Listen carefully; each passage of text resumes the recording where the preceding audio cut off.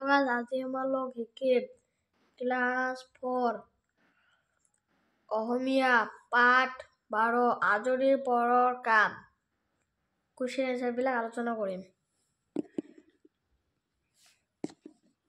প্ৰথমত আছে 1 নম্বৰ চন্দন আৰু প্ৰীতমে কেতিয়া গাঁৱৰ ঘৰলৈ গৈছিল।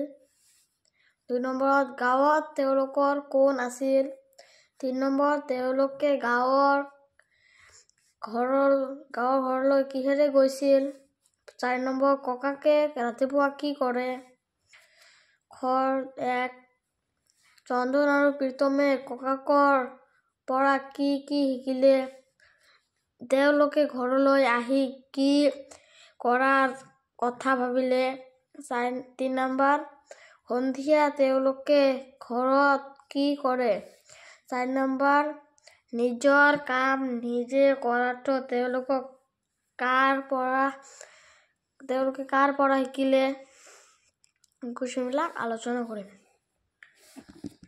প্ৰথমৰ ক নম্বৰটো হ'ল চন্দন আৰু প্ৰীতমে কেতিয়া গাঁৱৰ ঘৰলৈ গৈছিল। এইটো হ'ব গৰমৰ বন্ধত। খ নম্বৰটো আছে গাঁৱত তেওঁলোকৰ কোন আছিল।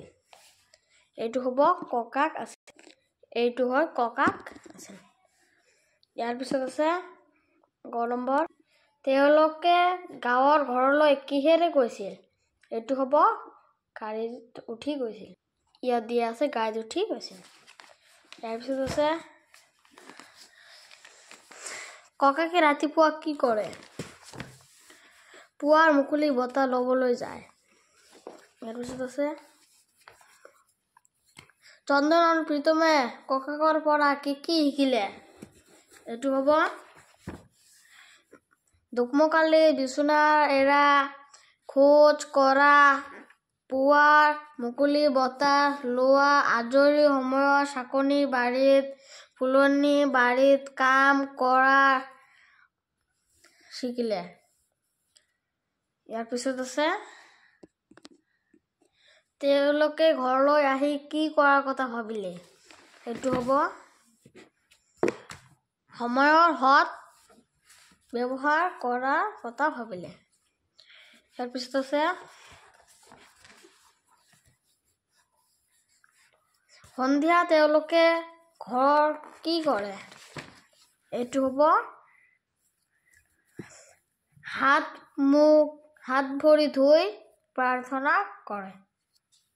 ইয়াৰ পিছত আছে 4 নম্বৰ নিজৰ কাম নিজে কৰাটো তেওঁলোকে কৰ পৰা শিকিলে। এইটো হ'ব ককাকৰ শিকালে। হ'ব।